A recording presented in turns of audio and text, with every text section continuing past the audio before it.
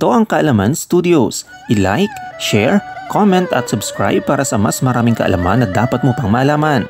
Ano nga bang naghihintay para sa mga animal zodiac sign na sheep sa larangan ng karera, kalusugan, pag-ibig at pera?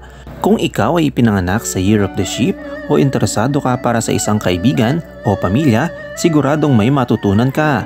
Tara't simulan na natin!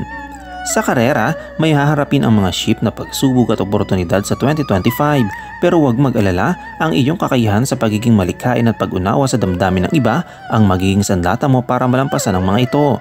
Tandaan, kailangang mag-focus at iwasan ang procrastination, mag-set ng malinaw na goals para maabot ang tagumpay.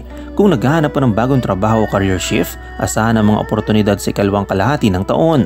Para naman sa mga entrepreneur, malaki ang potensyal ng mga innovative ideas at teamwork, pero siguraduhin na maingat na pagpaplano.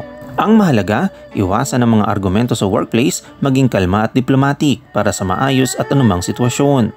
Pagdating naman sa kalusugan, maayos ito basta mapanatili ang balancing lifestyle.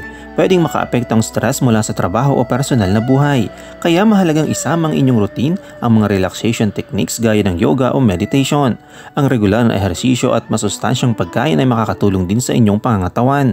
Kung nakakaramdam ka ng pagod o pananakit ang kasukasuan, huwag itong baliwalain. Iwasan ang overwork para hindi ka ma-burnout. At higit sa lahat, bigyang halaga ang mental health. Maglaan ng oras para magpahinga at kumonekta sa mga mahal sa buhay. Ang 2025 ay isang magandang taon para sa pag-ibig at relasyon sa mga sheep. Para sa mga single, malaki ang tsansang makakilala ka ng potential partner sa mga social activities o sa pamamagitan ng mutual friends. At kung magsimula ka ng relasyon ngayong taon, malakas ang pundasyon nito para tumagal. Para naman sa mga nasa relasyon na, mahalaga ang komunikasyon at pag-unawa para mas tumibay pa ang samahan. Sa pamilya, mananatiling maayos ang samahan pero baka may mga pagkakataon na kakailanganin nila ng inyong suporta. Sa mga kaibigan, mas lalalim ang pagkakaibigan at makakahanap ka ng mga taong kapareho ang interes. Sa larangan ng pinansyal, magiging stable ang kita ng sheep sa 2025.